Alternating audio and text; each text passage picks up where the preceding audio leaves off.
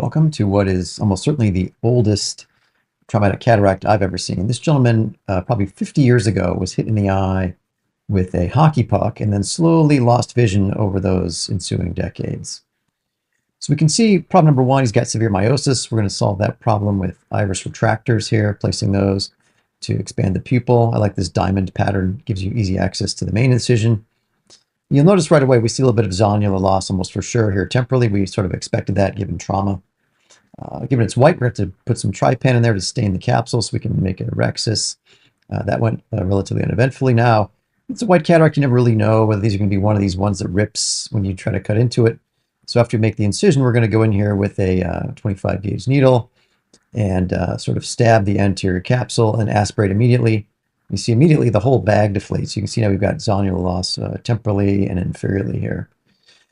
So given that, we now have to change the plan because we can't really proceed with a rhexis at this point. So we're going to hold the vitreous back with viscoelastic. And then this is an opportunity to do intracapsular cataract extraction, something we don't do often.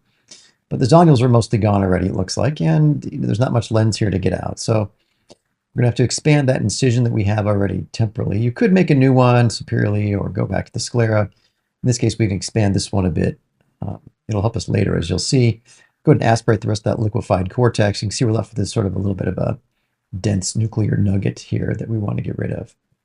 So we get the incision expand first of all, then we're going to get our lens loop out and sort of scoop this thing out of the eye. So again, keeping viscoelastic in there.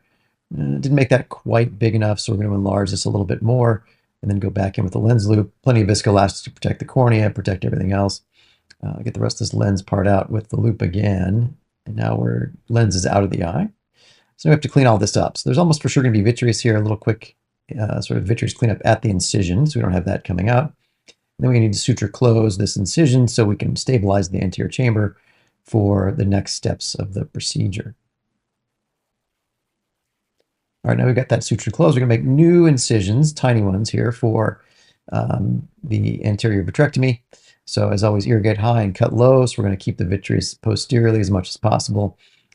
Changing hands here to make sure we cut it away from both sides of the incision because it's almost for sure escaped around there while we were getting that lens out. So we're going to clean that up thoroughly, as always. You want to make sure this is cleaned up because that's, you don't want to be pulling on that later as we do the next steps of the procedure. So complete anterior vitrectomy here as much as we can. Now we have to move on to the next step, which is going to be to place the lens. First, we're going to do a little catalog just to make sure we get all the vitreous. There's still some there close to the main incision. We're going to clean that out.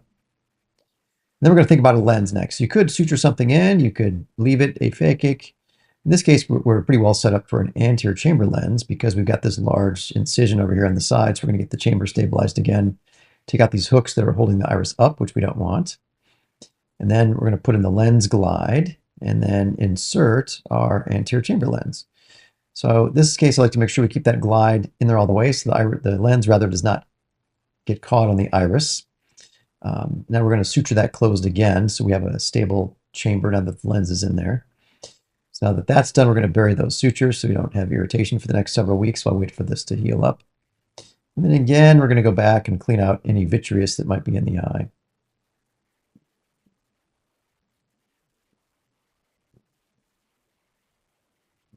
All right, then once we're done with this, we've now got a complete procedure. We've got the cataract out, we've got a lens implant in the eye, and that's considered a successful procedure at this point.